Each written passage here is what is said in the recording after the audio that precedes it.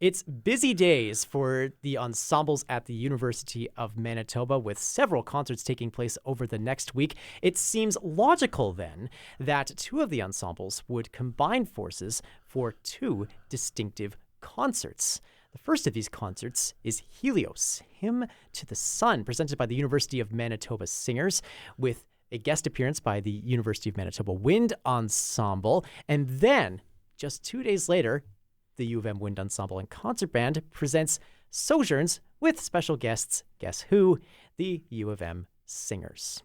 We're joined by the director of the U of M Singers, Elroy Friesen, to tell us about both of these concerts. Nice to see you again. Yeah, great to be here. Let's start with Helios, a hymn to the sun, something that feels very appropriate as we're getting more and more sunlight these days. Tell us a bit more about where the title comes from and sort of the overarching umbrella that it then casts, this ray of sun over all the pieces that you're performing. Well, the first piece that was sort of locked in place was the Wind Ensemble University Singers joint piece called There. It's a setting of some Yeats poetry by Vietnamese-American composer Viet Quang. New composer for me. He's pretty young, really talented, great piece of music.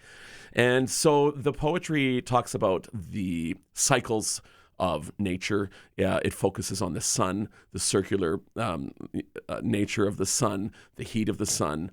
Do you know the symbol, the Ouroboros, which is the snake eating its tail? Oh, yeah. You know that people have that in rings and that kind of thing? Yeah. And you might see that on our social media, that circle around the sun. That's in there. And so that was the first thing. And so then we started to research other sun ideas. Lily Boulanger's Hymne au Soleil, Hymn to the Sun, which is the most exquisite work. She was 19 when she wrote it, and when she won the Prix de Rome. Yes. First female, youngest, like a superstar, and died a few years later, unfortunately. Yeah. And so that's a new piece for me. I've never done that. So that's the other, we're starting the program with this Hymn to the Sun. And then there's these other things like a setting of Icarus by Canadian composer Christopher Fulton. When you get too close to the sun. Too close to the sun, so we got that whole tragedy. We're doing a set of Sid Rabinovich pieces that, I haven't done these in a long time. Canciones por las Americas. So it starts off with this very sensuous tango, and this couple is in bed, seeing the moonlight, watching the rain hit the window, and then we go to this chant for killing a snake. So there are two references to snakes in this concert, and that was not on purpose. Very cool. He rewrote it for University Singers a few years ago to add percussion, and so it makes a pretty big bang as the snake gets killed. Yeah, sure. And then we're sort of going into a little bit more. Rob Dietz, who has worked with Pentatonics, he was on Glee. He was the beatboxer on Glee. He's a brilliant composer. We're doing one of his pieces called Soft as Rains. A little bit of Joni Mitchell. So there's a real, it's a real amazing array of music on this. And I, as always, the University Singers has risen. I keep thinking their level just keeps they can just get more and more refined as they go. I don't know what's happening with that. So it's a pretty great ensemble, pretty great concert. A real kaleidoscopic sort of approach to the concept of sun and sunlight. We've sort of gone through all the pieces that are included in this concert. Maybe I'm thinking about the different ways in which we interact with sunlight. How would you describe the sort of light that each of these pieces capture on a sonic level? Some of it is harsh. Okay. Some of it is harsh, I would say, and some of it is glorious. So the harshness comes for sure in the telling of Icarus when he has flown too close to the sun. Right. The warmth and the absolute stunning. It's the most glorious sound this choir can make is in the Lily Boulanger. It's quite incredible. I think that thread of sun, and that's not just sun. I should also say the moon is involved, stars are involved. I don't want to forget to mention that one of our members, Ryan Jansen, who graduated a couple of years ago from as a composition major, we've commissioned him to compose something for us called Immortal Light. It's a setting of a poem called Stars by Freeman. And that we're doing the world premiere. Wow. Right after the Boulanger, we're going to have Ryan's piece. It's the hardest thing on our program this time, and it is the most, especially the ending, is the most incredible harmonic progression I've experienced with a choir. Wow. And that's saying a lot. Like it's there's a surprise in there, and it's just like, and it's so satisfying. So it gives me great joy, and I have huge anticipation to see how that is going to go over as well. So it's a different kind of light. Yeah, but a light also shining on a brand new sort of a career for Ryan Jansen as he's making his way into composition. What is that process like to work with an emerging composer that the U of M knows so well, and then transfer that into the experiences and the learning, of course, for current students as they're making their way through those tricky harmonic progressions that you were just describing? So I think he's got a few secret weapons. He can play keyboard, like piano and organ well, and in fact he does that. I think he's filling in at some church jobs right now. He is a fantastic chorister, so he's great. Like, he has a fantastic bass, but he's also got falsetto. So when he creates a soundtrack for me too, actually, where he has sung all the parts himself. Oh, and puts that in. And if he has to manipulate it up an octave, he does that sometimes. I don't know. He's pretty clever that way too. His other thing is that he sings in choirs, and so he knows what works. He knows how a chordal structure can cause resonance and ring in a certain way, and he knows where the difficulties lie. So it's very intuitive to sing his music because he's coming from within the instrument.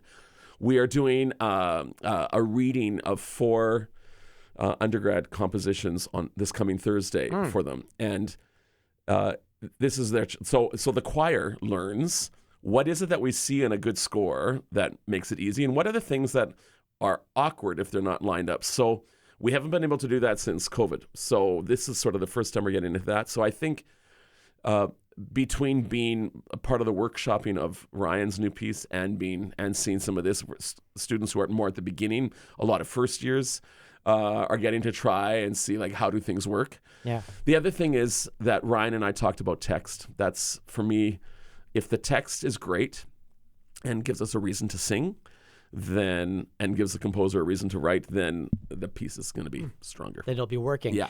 So that's Helios. And then, of course, you are performing, as we mentioned, alongside the Wind Ensemble and the University of Manitoba Concert Band in Sojourns just a couple of days later.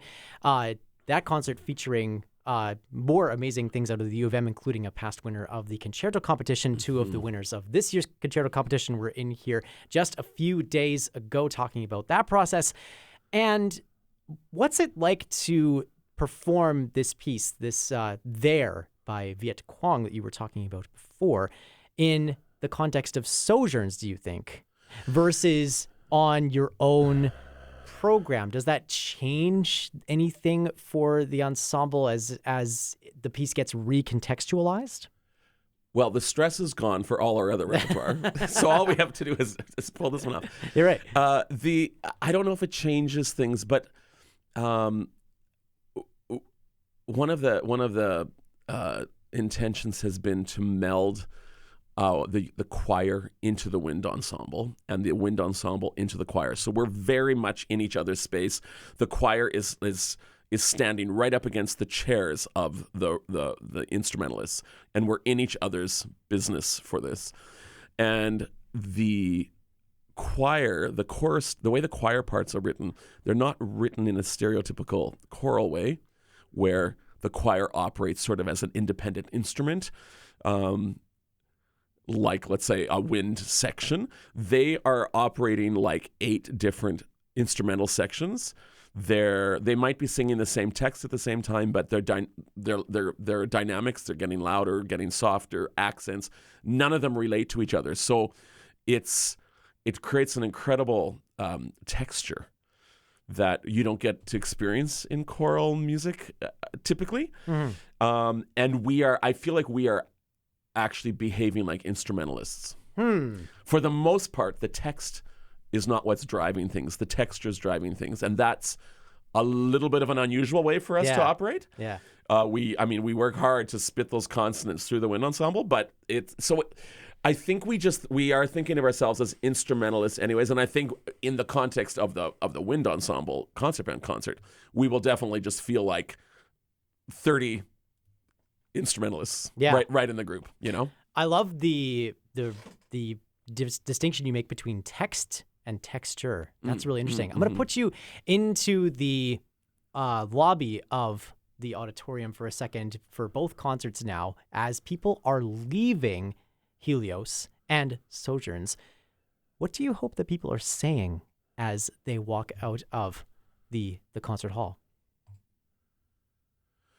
Well, I hope that they've loved the music that they've experienced.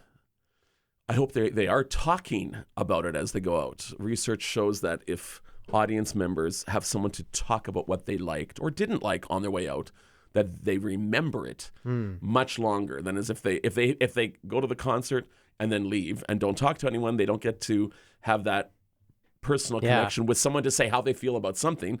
The feeling disappears very quickly. So we certainly want to be out there and talking. I think I've only heard small parts of the wind ensemble rehearse outside of the Kwong piece that we're doing.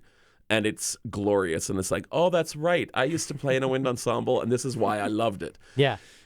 I can say, for knowing the music much more intimately for the University Singers concert on Wednesday, that we are excited about the repertoire. Like, the students, there's no piece that they don't love on the program. And there's this excitement to share. This really, really cool music. And it's been very collaborative. Like, this summer, students came to me with ideas of repertoire. Like the Boulanger, I would not have picked the Boulanger. One of our graduating pianists said, have you looked at this piece by Lily Boulanger? Well, no, let me check it out. Oh, it's amazing. And it happens to fit with, this is their piece. We were wondering, what are we going to call this concert? I mean, we can call it Singing Spring or something like that. Sometimes you just like, we have to do the posters due tomorrow.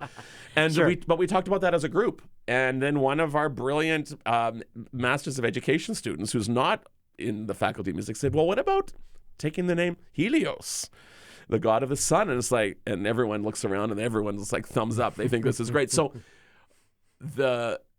what I like, and then even yesterday in our last rehearsal before the dress rehearsal, one of the singers said, I find it strange that we're ending with this song. Why can't we just swap these two?